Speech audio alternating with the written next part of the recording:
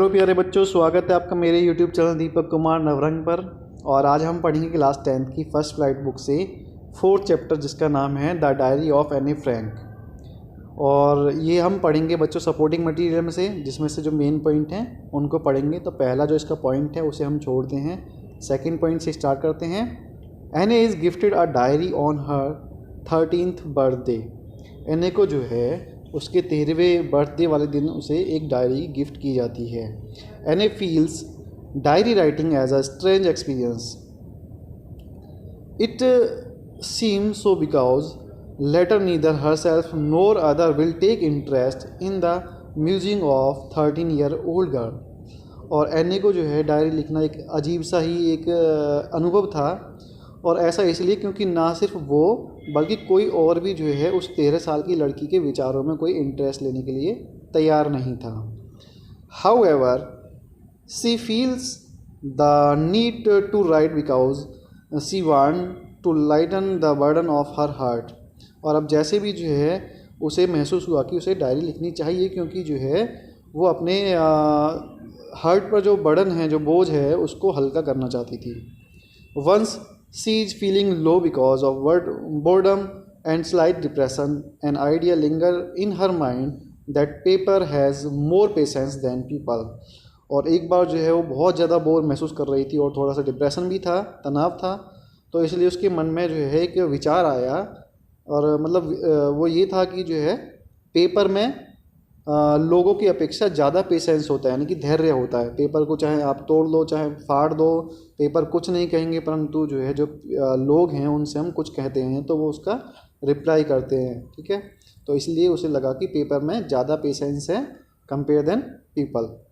C explain that she decided to write diary because she does not have any friend. और वो बताती है आगे कि जो है उसे वो जो डायरी लिख रही है क्योंकि इसलिए उसके पास जो है कोई फ्रेंड नहीं है, इसलिए वो डायरी लिखना चाहती है। She confesses that she has loving parents, a 16-year-old sister, aunts and about 30 friend to count. और वो बताती है कि उसके पास जो है उसके माता पिता हैं जो बहुत प्यार करते हैं, एक 16 साल की छोटी बहन है और आंटी हैं, और लगभग उसके जो है वो काउंट करती है तो 30 फ्रेंड उसके होते हैं।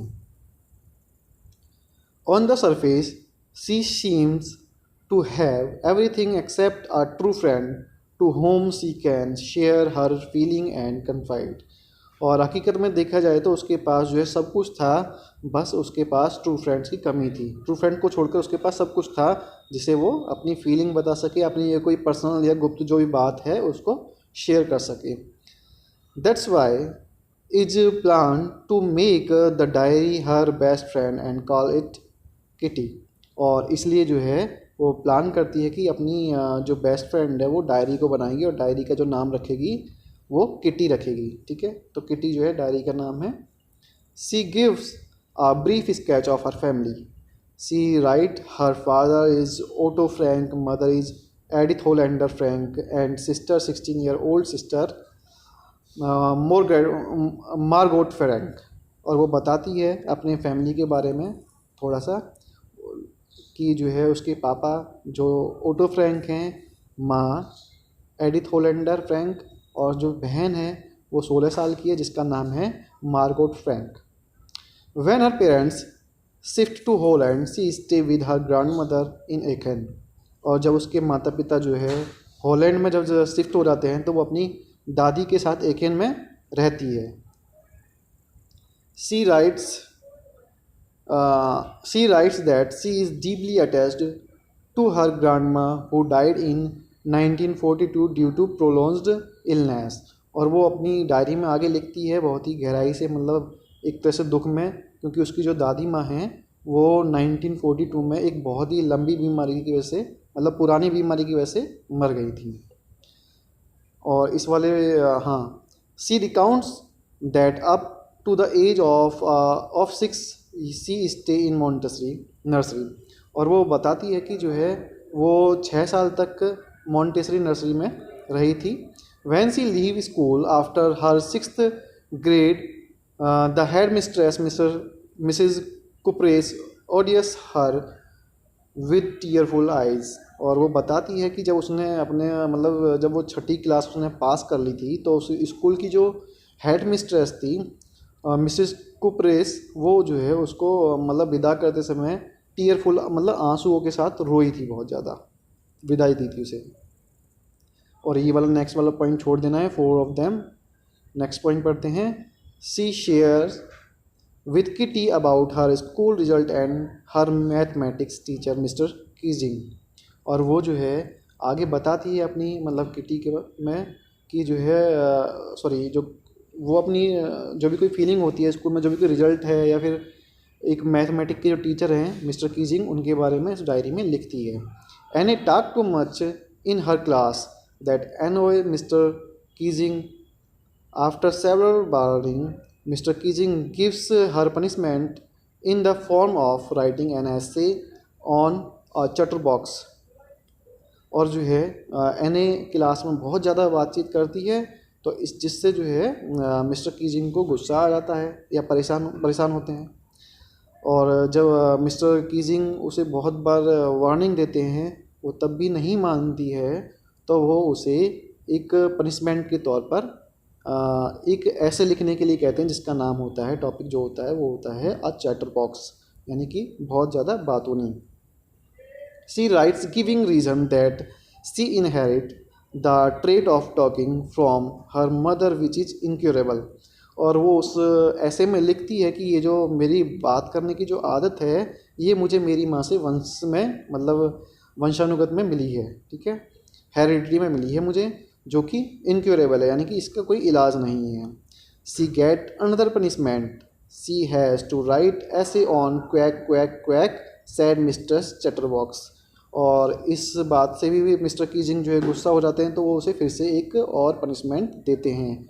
और अब के जो उसे जो ऐसे लिखने के लिए देते हैं वो ये है quack quack quack said mister chatterbox.